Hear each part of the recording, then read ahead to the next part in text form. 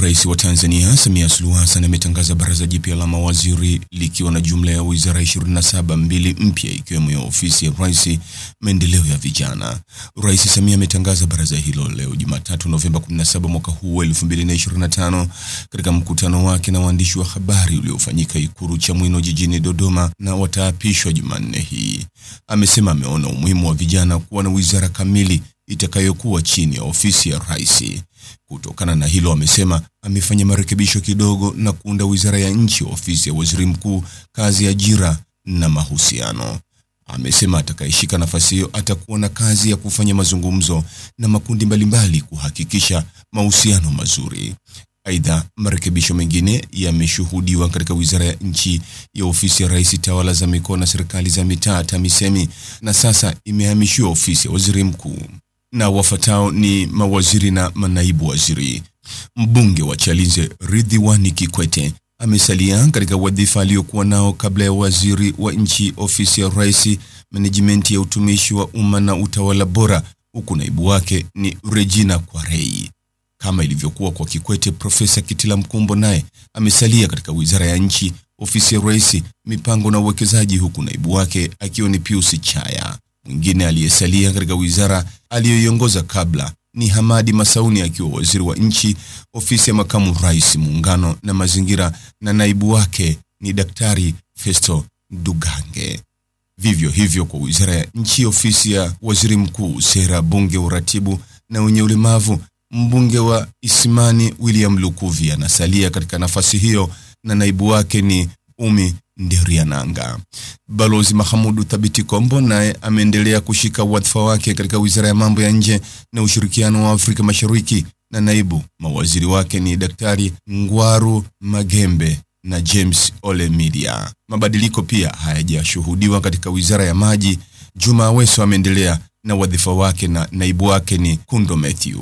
Wizara mpya ofisi ya Rais, maendeleo ya vijana imepata pia mwanasiasa mpya, mbunge wa Mtwara mjini Joe Nanauka, na hata kuwa na naibu waziri.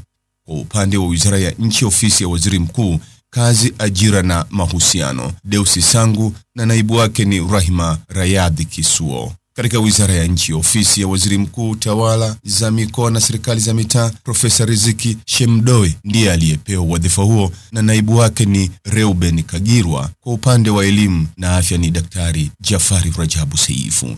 Balozi mstaafu wa Tanzania nchini China Hamisi Musa Omar ndiye aliyepewa nafasi ya kumrithi Daktari Mwigulu Nchemba katika wizara ya fedha, na naibu mawaziri wawili ambao ni Lauriani Ruswentura na Mshamo Ali Munde.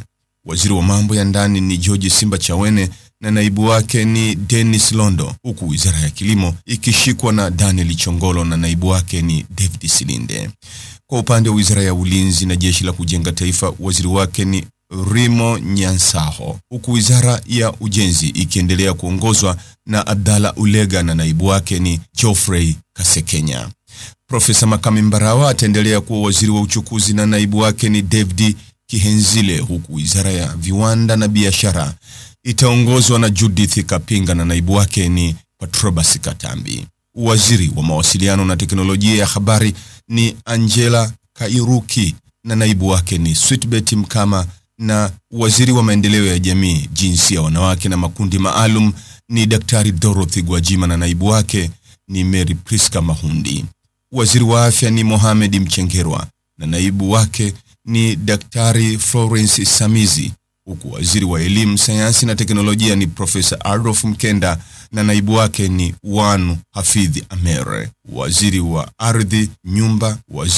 ardhi, nyumba na maendeleo ya makazi ni Daktari Leonard Akwilapo na naibu wake ni Kaspari Muya, na waziri wa maliasili na utalii ni Daktari Ashatu Kijaji na naibu wake ni Hamadi Hassani Chande. Profesa Palamagamba Kabudi anaendelea kuwa waziri wa habari, sanaa, utamaduni na michezo na naibu mawaziri wake ni Hamisi Mwinjuma na Paul Makonda. Waziri wa mifugo na uvuvi ni Daktari Bashiru Ali na naibu wake ni Mwashi Kamani, huku waziri wa madini ni Anthony Mavunde na naibu wake ni Daktari Steven Kiruswa.